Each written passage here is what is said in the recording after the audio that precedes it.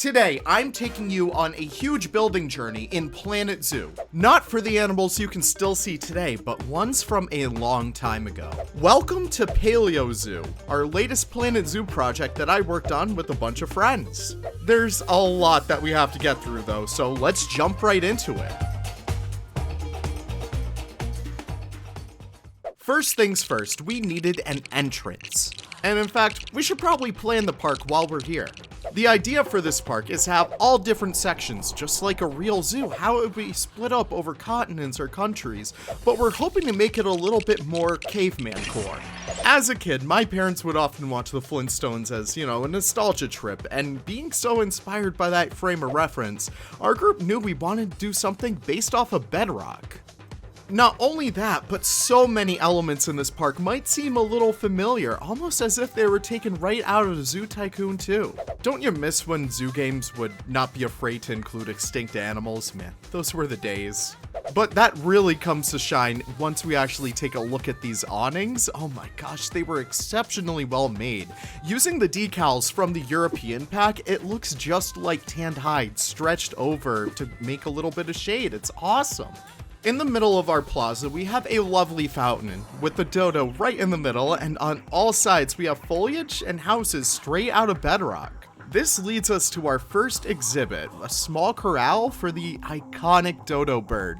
The dodo bird was a flightless bird from the island of Mauritius, which unfortunately was hunted to extinction back in the 1500s. Chances are you've probably heard of this bird before. They're up there with the T-Rex and Triceratops and woolly mammoth in that regard. They're found pretty much anywhere in terms of paleo media. Not just paleo media too, Alice in Wonderland mentioned them too, and the word dodo is often used to describe dumb people, which, kind of gives them a bad rap.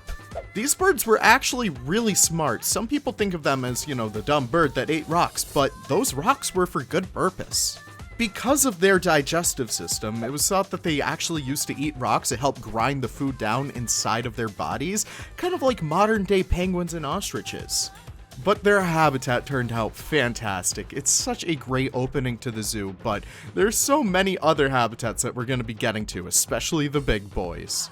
Before that, we also have another bird. Unfortunately, the commission for it isn't complete as of the recording, but just pretend that you see a beautiful passenger pigeon flying around in this aviary. These species were once one of the most common birds in the world, with their population reaching about 4 billion individuals. Unfortunately, they were a very easy target for hunting, which led to their population going all the way from 4 billion all the way down to 0. The last one that lived was actually a resident at the Cincinnati Zoo, Martha, and we dedicated this little exhibit to her as dedication. This plaza has pretty much anything you would want. We have a few food stalls, some bathrooms, and some behind the scenes areas for keepers and staff, but we still have a lot more of the zoo to make. Like everyone's non-functional favorite thing to do in Planet Zoo, a parking lot. Now, we could assume you drive your 2021 Subaru Outback Premium into the parking lot. No, we're going classic. We're going even further back. That's more like it. A car Fred Flintstone would be proud to drive. There's tons of space in here for parking, but man, my favorite thing is the sign before you even get to the zoo. It's like you're going to Rock Vegas or something. It welcomes you right in. But with that, the first footprint of our zoo is finished, and we can continue on. Welcome to California, specifically, welcome to La Brea. The La Brea Tar Pits, or in English, the Tar Pits, is known nowadays as an active research site for paleontological discoveries, with researchers constantly excavating natural asphalt for fossils from thousands of years ago, which today we're using as a foundation for some of the most iconic animals from North America. As you enter the section, you're met with two habitats right off the bat. The first one you might notice is that it feels especially zoo-like, and that's kind of what we're going for. Everyone welcome the North American camel. It's fun to have a realistic approach with these habitats while having completely improbable animals. We're meeting in the middle of realism and fantasy here, bringing back extinct animals from the dead and housing them in stuff that upon first glance you could say, hey, this feels pretty real. And yes, America did used to have camels. They used to be all widespread throughout all of North America, South America, and even Asia and Africa. Nowadays, there's only 4 species of camelids left, but it's really cool to look back and see what North America actually used to have in terms of camelids. Across the way from the camel, though, we have quite a heavy hitter. Seriously, watch out for its tail. Meet the Glyptodon. These guys had hard shells and terrifying tails that they used for sparring or even for defense against predators. The Glyptodon and North American camel fit so welcome into here, just as the perfect way to welcome you into the weird world of what America was like all those hundreds of thousands of years ago. Now our next friend is one that not too many people know about, but it's kind of cool how it's popped up in not just 1 but 2 Planet Zoo videos recently. Welcome the California beaver. Castor californicus was an extinct relative of the North American beaver, and was one that we were so excited to bring to the game, especially the fact that, that unlike other members of the Castor genus, the Castor californicus had a total of 3 enamel folds, the folds of the internal enamel epithelium. Yeah, you try making these guys sound cool, it's a fucking beaver. But their habitat turned out really cool, at least. I especially love how the viewing path kind of splits off from the main path itself. Real zoos do this all the time to help guest flow. The more offshoots, the better. Speaking of the pathway, all the details in and around it really do stick out. The use of Oceania wood to make it look like bones are being used for fences, the birch wood and planks to make it look just like the Zoo Tycoon Extinct Animals theme. It's really hitting home with all that caveman core aesthetic. Nothing beats an open field with tons of species dotting the landscape, and the American prairies are no exception. It's known for having some of the most beautiful and majestic animals that have made their way across it, especially horses, but not the ones we think of today. In comes the Hagerman horse, otherwise known as the American zebra. These species used to roam across America only a few million years ago, but one day were just simply outcompeted by other species in the area. Just like modern day zebras and horses, they were made for grazing and moving across long distances. Once the grasses were eaten up, they'd move around somewhere else to find some more. Sharing their habitat, though, is a rhinoceros of all species. Yes, America used to actually have rhinos. Well, technically it was a rhino relative. Meet Teleoceros. These stubby little creatures used to live in America around 10 million years ago, and they are just like their rhinoceros relatives. They could eat branches from low-lying trees and small bushes. These guys are so adorable, though. I love how small they are. They're just like dog-sized. Could you imagine having one as a pet? Well, that's not all that's over here, though. Meet Tetrameryx. With tetra meaning 4 and meryx meaning ruminant, otherwise known as grazing or browsing artiodactyl. These pronghorn relatives used to roam across Canada to Mexico, going across the fields just like the other species, finding their next meal and hiding from the predators. Just like pronghorn too, they might seem like an antelope, but they're actually part of the family Antilocapridae, which actually links them closer to giraffes than other antelopes. Altogether though, these species paint a beautiful picture of what the landscape might have been all those millions of years ago in America. As we slowly make our way to our next animal, you might notice it's a bit slow, just like their modern day counterparts. I'm not doing that voice all this long. Everyone say hello to the giant ground sloth. With this viewing canopy over here, you get to view over their habitat and look across the landscape, looking over the tall termite mounds and branches that they would have had for their next meal. Now, as a kid, these guys were always my favorite. Sloths are already pretty awesome, but could you imagine them being 5 times as big? The thing is, though, this isn't a sloth ice age. What is this? We have a mammoth of a species up next. Meet the Colombian mammoth. Now, despite their name, no, they were not found in Colombia. They were actually named after not this guy, no. These guys were some of the largest mammoth species out here though, reaching heights of almost 14 feet, going only extinct as soon as 14,000 years ago. This species unfortunately were victims due to the double pressure of both climate change as well as human hunting. Yeah, around this time we started to see the first indigenous persons in America start to make their way and settle across, but they might have thought mammoth was a bit of a tasty snack. Still, these species continue to roam Paleo Zoo with a spacious habitat today, and enough enrichment to keep them happy as well.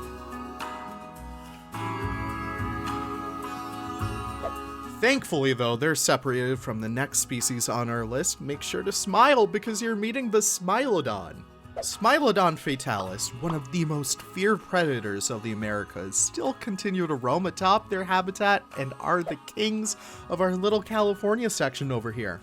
At the Brea tar pits in real life, over 166 separate bones were found of this species alone, making it known that they pretty much dominated the area, but only when they didn't fall into a vat of molten asphalt. Today, these species have an incredibly rocky habitat where they can look over every other species in our plains to the mammoths, even the humble California beaver eyeing its next meal. It might even be you. Just kidding. We have protections here. These species can't get out. To wrap up Brea, we welcome to the party the California tapir. That's right, California also used to have their own tapir species. To think that we could have had one of these as the 5 species of tapir alive today would have been so awesome. It's one of the coolest things I've ever seen a zoo do though, is showcase these extinct animals with a real-life lens on it. The San Diego Zoo has a section called Paleodyssey that pairs animals that used to call California home, and instead of those extinct species, they have exhibits with the real-life equivalents of the same animals, and the California tapir was one of them.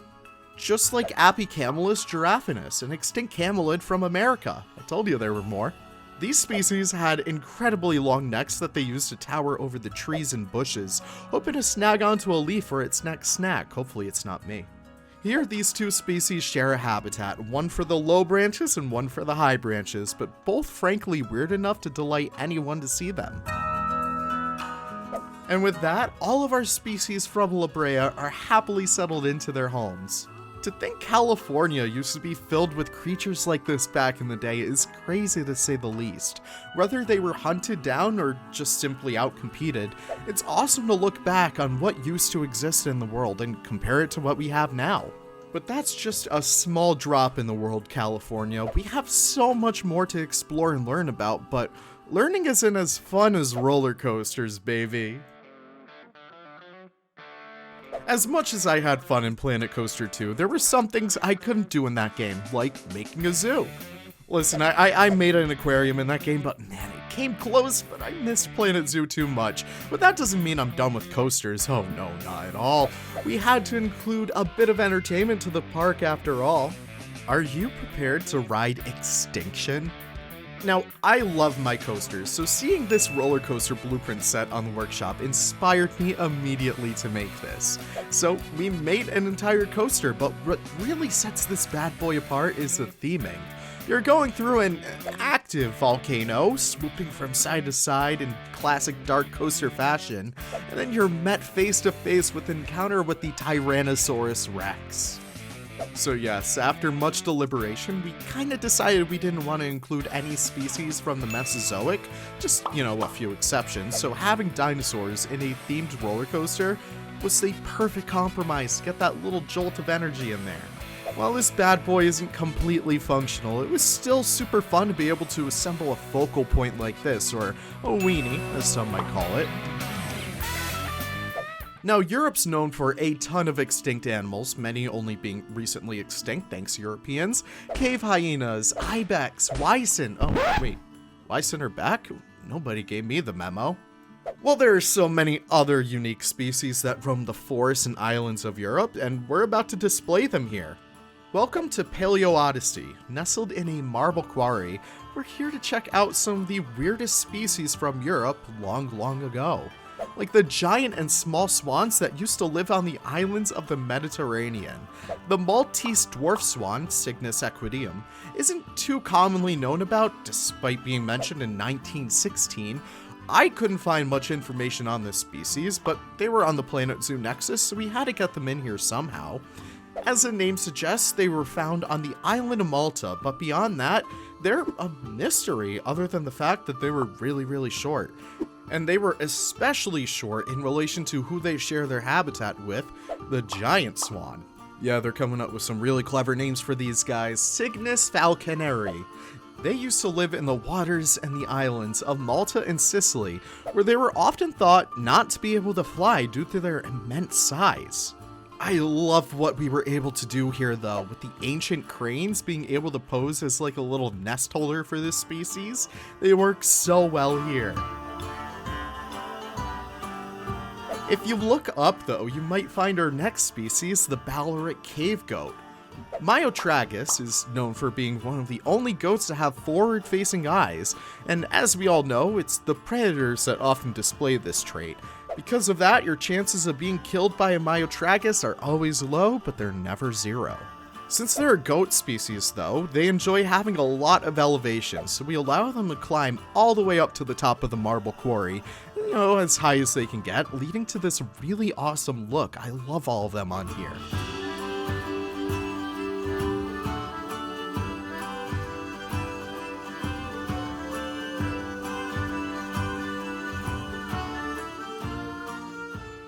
Across the way, we have a large habitat for quite a small animal, but though you wouldn't think of this animal as being small initially.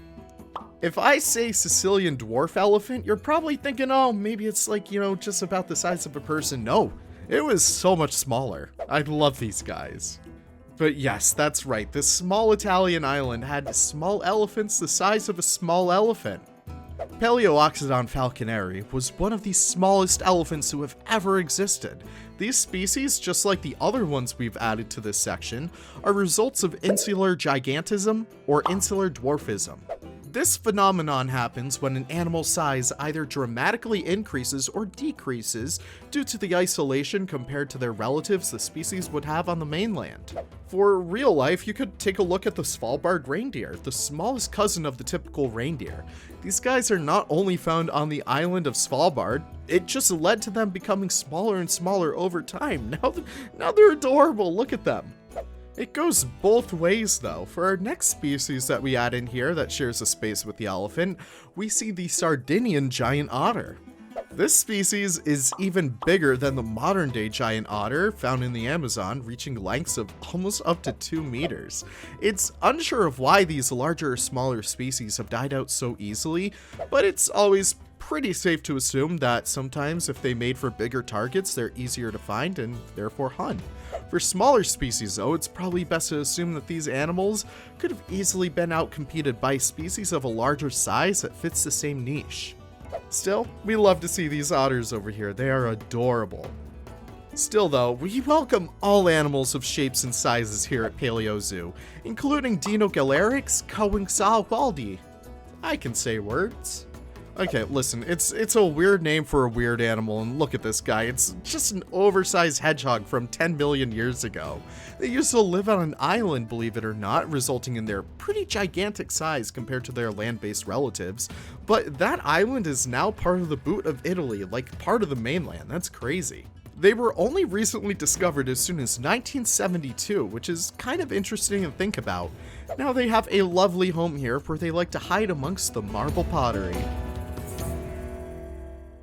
To wrap up Paleodyssey, we brought in a species with a very impressive rat. Meet Eulidoceros, or the bush-antlered deer. It had probably the most impressive set of antlers you could have ever seen. Some people tend to confuse this species with the Irish elk, and I'm included with that, but don't worry, we'll be seeing that one soon enough. These guys share their habitat with the aurochs, which is the granddaddy of all modern cows that you see today. No fun fact about them, I just wanted to throw them in here. But with all these species in here, we're officially done with Paleodyssey. There's a bit of an ice cave that will lead to our Ice Age section to connect this with Brea, but in the meantime, I don't want to leave the heat, so from here, we're going to continue to a land down under. We're taking a quick trip to the land down under. Welcome to Ozzie B.C. I love that name. Oh, this is probably one of my favorite sections. There aren't too many animals in here to check out, but it's probably one of the most impressive habitats we have in here. It's triple layered with 3 separate habitats viewable from the same section. If you start to look up, you might see a tiger, but not any kind of tiger. It's the Tasmanian tiger itself. Welcome, the thylacine. Having only become recently extinct, this is probably one of the more iconic extinct animals that we actually have video footage of. It just makes me cry every single time. I can't keep watching it. While they might look very dog-like, these species were actually a carnivorous marsupial, kind of like the Tasmanian devil. These guys even had a pouch. Their habitat's at the top of this mountain, giving them a view over the entire section. They're probably one of the most iconic extinct animals from Australia, so of course they have to have the throne in here, which, by the way, this habitat was so fun to put together, all 3 of them. So many times I see people fall into the same trope of, oh, I have an Australian area, I have to use a red rock, which, oh man, Australia's just home to so many beautiful different biomes and environments. It was refreshing to do a tropical backdrop for these kinds of species. Including the giant kangaroo, the Nambe Nambe. While they aren't actually from Australia, I still wanted to bring this species in here because it's just so weird. In the present day, our biggest kangaroo is the red kangaroo, and while it can absolutely destroy you in a fight, I find it so impressive that there was one that was even bigger. Now, I know the Procoptodon was technically the biggest kangaroo, but we don't have a Procoptodon mod, so what can you do? Still though, the Nambe Nambe were from New Guinea, and these guys died out around 5 million years ago, but their legacy still holds on to this day, especially here at Paleo Zoo. That's not it for the big marsupials though. Right below them, we have the largest marsupial to ever live. Welcome, the Diprotodon. Think of this guy as a giant wombat. These guys would weigh up to 2 tons. That's crazy. Now, even though they were pretty big, they were just big, gentle giants. They were herbivorous, eating any plants that they could, and made sure to give them a bunch of space and plants in this habitat as well for them. This species only went extinct as recently as 40,000 years ago. Such a shame, but hey, that's the reality we live in now. Still, it's so awesome to see extinct animals like the Diprotodon and all these other creatures move around in Planet Zoo. I know it really doesn't bring them back from the dead, but hey, it's still awesome to look at.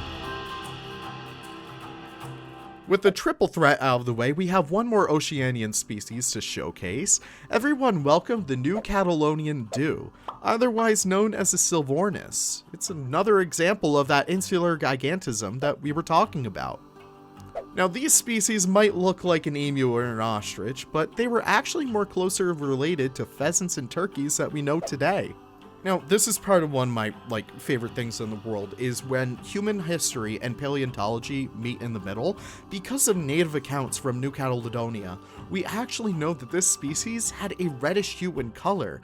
They have a spacious habitat too, with enough grass to hide in, but if you're lucky, you might spot a hint of crimson to reveal this little species. Ozzie B.C. wraps up with 4 species under its belt, each one showcasing some of the weirdest creatures from Oceania. But before we make it to our next island, we're making a stop across the waters of olden times. Though this part isn't really part of any greater section, we kind of just threw this in here. There's a ton of seabirds that we want to include because our oceans and seas used to be graced with beautiful and really strange birds.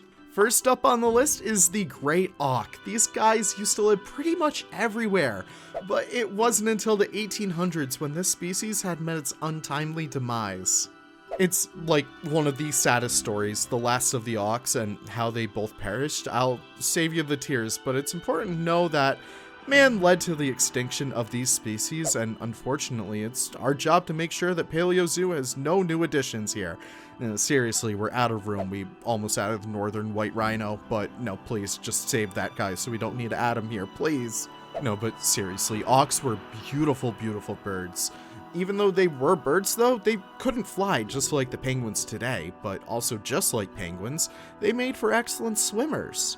And speaking of penguins, there also used to be extinct penguins. Meet the big-billed penguin, Sphenicus Megaramachus. I don't know. I can't pronounce scientific names. But still, these penguins share kind of the same lifestyle that the other banded penguins we know today have, much like their cousin the African penguin. These guys used to live on the coast of Chile and Peru, but they towered over their cousins, both in beak size and in height. They are so awesome. But that's not all we have today. We have another penguin, meet Anthrophornis. Just like all these other birds, this species was exceptional at swimming underwater, but unfortunately, they had died out by the early Oligocene. These guys were tall boys though, especially compared to modern day penguins. They stood at a solid 5'11", which is exactly what I put on my Tinder profile. But that settles it for this little group of species. I hope you guys enjoyed, and let's get back to the other islands now.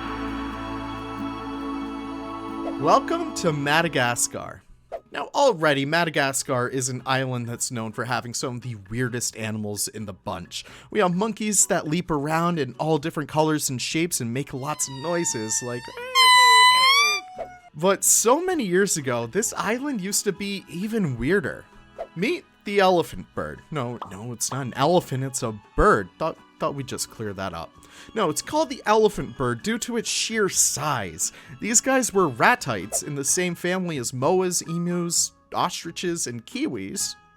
These species also had the largest eggs of all modern day birds, almost the size of 180 chicken eggs put together. Imagine that in this economy, a carton of eggs would be worth $900. Man, at least the zoo has a way to make some money now, am I right? Pick up your souvenir ostrich eggs on the way out, okay? Hippopotamus madagascarianus, or the red lalomena, was a Malagasy hippo from way back in the day. Another example of insular dwarfism, these hippos were much smaller than their mainland counterparts, and oftentimes in stories passed down from the Malagasy natives, was a creature that sported bright red horns on the body of an ox. But in Paleo Zoo, it's just our moodang. Here they split their habitat with the elephant bird, and if they're on the lower side of the pecking order, the hippos have a whole underwater section where guests can view them. The cave is so cool. I love it in here. Like, all the art in here is just beautiful, and you can get a really awesome view of the hippos down here as well. Madagascar is known for their lemurs, after all, and in here we have two extinct lemurs taking the spotlight. The first up is the koala lemur. This species is just like koalas from Australia, except it had decided it wanted to be a monkey first. Oh my gosh, I can't get over how weird looking these guys look. It's crazy to think that these guys only existed a few thousand years ago.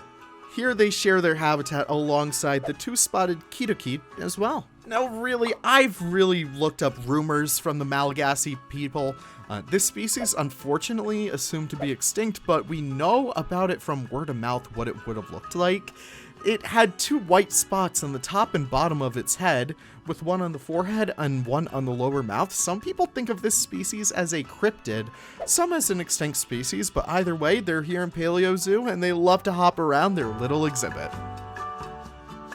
Boy, oh boy, am I excited for this one. The Malagasy horned crocodile is Satan's own response to, hey, what if we made crocodiles even scarier?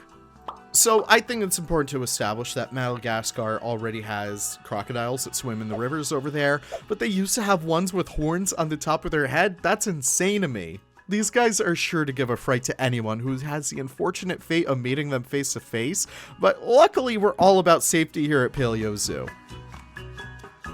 With all of these creatures in, our Madagascar section is officially complete. Already an island so weird, we made it even weirder, and I kinda like that.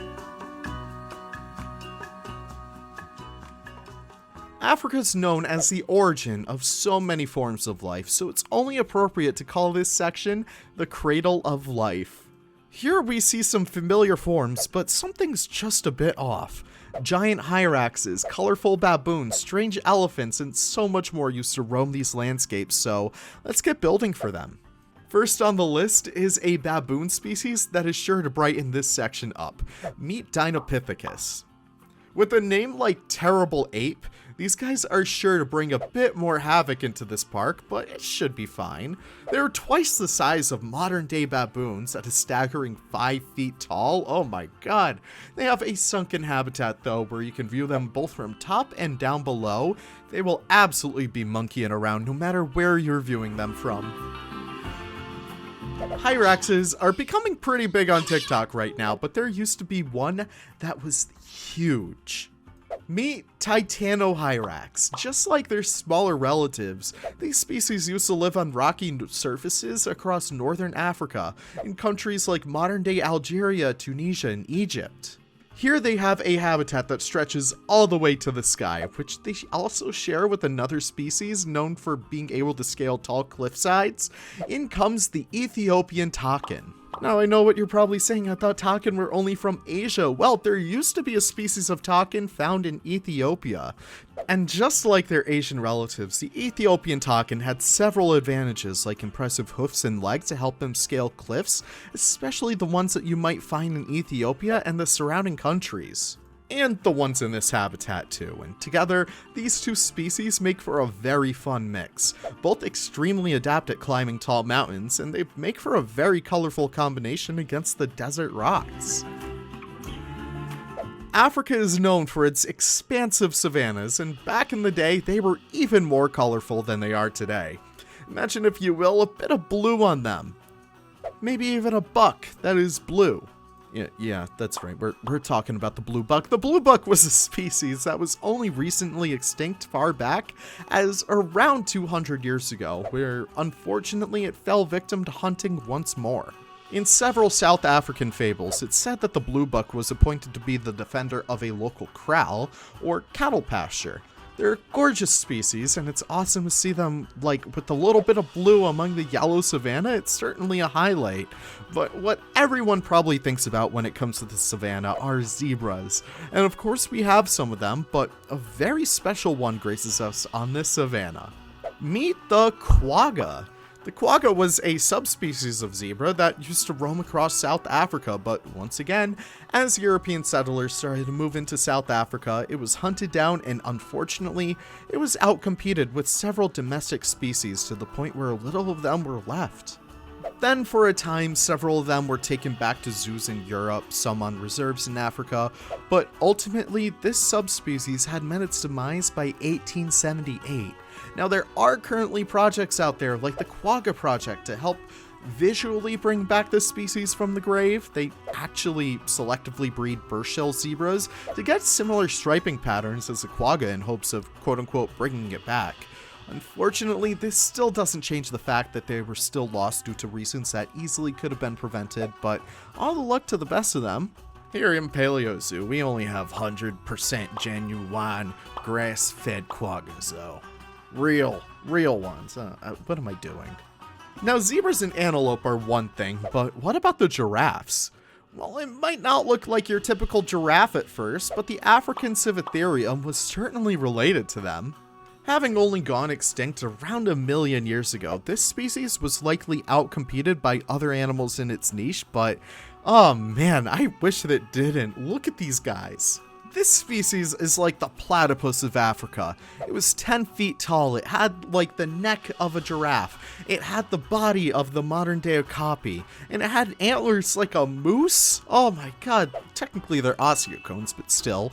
This species likely used those for sparring, packing probably an insane punch, but altogether, it just makes a very weird species. Here, they live peacefully on the savanna with the other species we have in here, with all of them combining to give a picture of what Africa might have been like all those years ago. The plains aren't just for graceful species, though. Our next one closely resembles the lifestyle habits of the lions and other predators you might know more fondly from the savanna. Everyone say hello to the Simba Kubwa. This hyenodont was nothing like anything else. In Paleo Zoo, they have a fantastic little cliffside habitat that sets them to take center stage, looking over the rest of the plains in this section.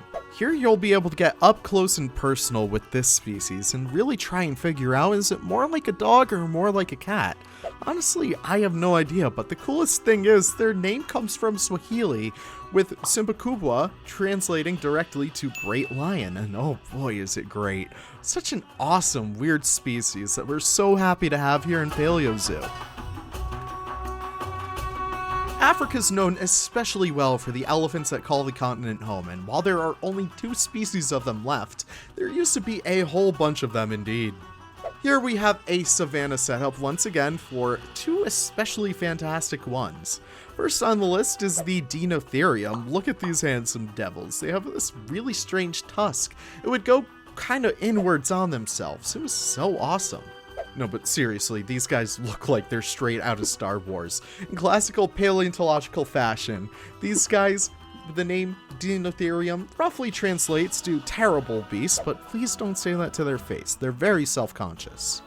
But luckily, they can confer in their exhibit mates, the Conobelodons.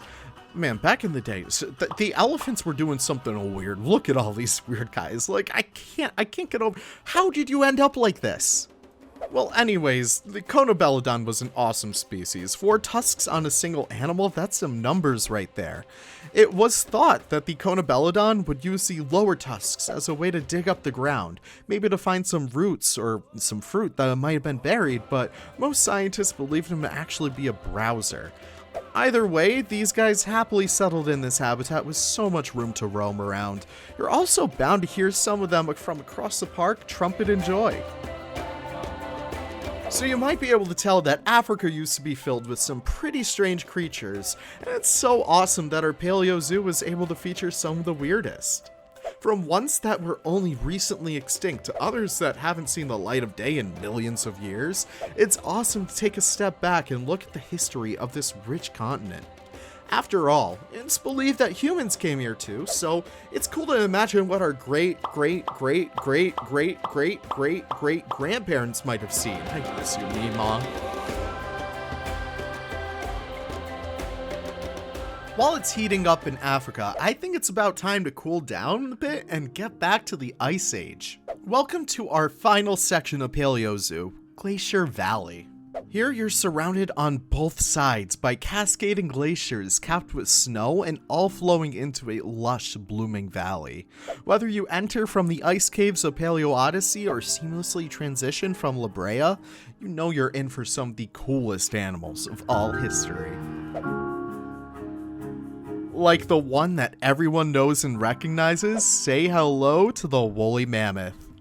While it's true, like all other mammals, our current-day elephants have a little bit of hair on them, but the woolly mammoth has them all beat out for that L'Oreal sponsorship. I mean, just look at these guys. Even on the height scale, too, these beasts had almost every other elephant beat, reaching almost 12 feet in height. The coolest thing to know about these guys, though, is that they had only gone extinct 4,000 years ago.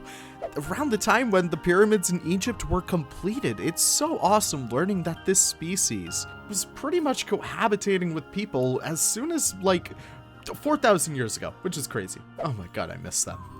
But yeah, these guys had hair all over their body, which was an incredible adaptation to the cold weather that started surrounding them around the time of the Ice Age.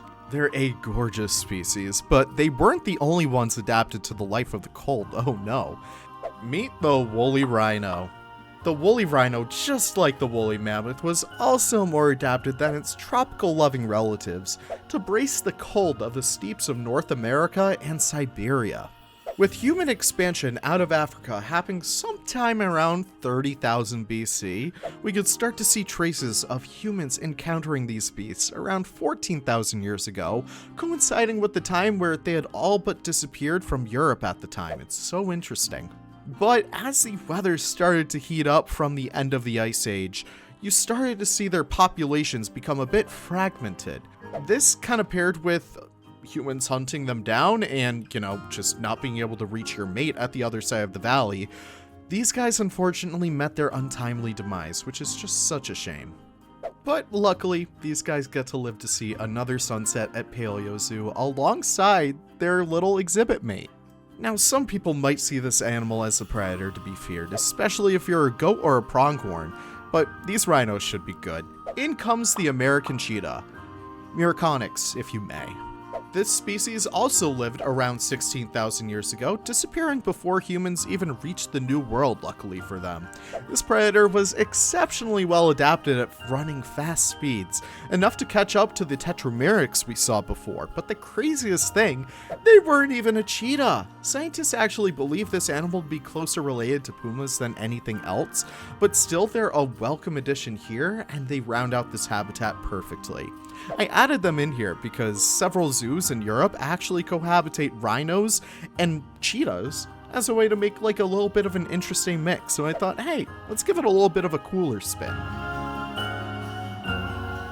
Predation was rampant in the Ice Age, and while herbivores were more concerned with finding their next meal under the snow, predators were quick to find their next target, just like the short-faced bear. Arctidus, just like the American cheetah, was also quick on its feet, estimated to reach speeds of up to 25 miles per hour. I would not want to be caught in a race with these guys. Being a short-faced bear, their closest living relative of the species would have been the modern-day spectacled bear, and just like that species, its diet was about the size of your average Cheesecake Factory menu. Whether it was able to secure a piece of meat from a lost pronghorn, or if it was gouging itself on berries, the short-faced bear was able to make do with pretty much anything it could get its paws on. And just like those modern-day bears, you're probably likely to see them sleeping all those meals off. You'll want to steep back a little bit. Our next one can get a little bitey. Introducing the steep lion, or the cave lion. No matter what you call it, just be sure not to get on its bad side. This species was found well across Europe, Asia, and even some parts of Alaska and Canada, going extinct only around 13,000 years ago. This was one of the keystone species of the Ice Age, alongside grizzly bears and timber wolves, and they were honestly the king of the food chain, and as they should, they were feared by our early human relatives. But luckily, they're well contained here, and now you can rest easy knowing that you can see the same gorgeous feline that your own relatives from thousands of years ago also saw, just with a lot less running. Now, with all of these predators, you're probably curious what they actually ate, what was on the menu back in the Ice Age, and probably one of the most hearty meals for some of these animals that they could have found was the next addition we have here. Say hello to the steep bison. Having only gone extinct an estimated 5,000 years ago, these bovines were likely on the menu for so many species that we host here today. They might look a little familiar too. They were actually close relatives to the same bison we have today, roaming both America and Europe, just with a much more impressive set of horns. They also share their habitat with the European wild horse. Close relatives of our modern-day Przewalski's wild horse, the European wild horse was once common across the landscape of Russia and the surrounding countries, and it's very interesting to see these species because they're thought to be the origin of the modern-day domestic horse, kind of like how the Aurochs we sneakily threw in the last minute of the European section is the granddaddy of all the modern cows that we know today. Well, technically not, because there's two kinds of domestic kind of chains. Moving on. And just like our European section, we welcome a handsome deer species known as Megaloceros, or the Irish elk. Told you I wouldn't forget about them. These guys were closely related to not elk, as you might think, but our modern-day fallow deer. Even though they're sometimes called the Irish elk, though, they were found all the way from Ireland all the way down to Siberia, with several subspecies being found in other places too. But together, these species wrap up our final habitat and create the perfect ending to our Ice Age section.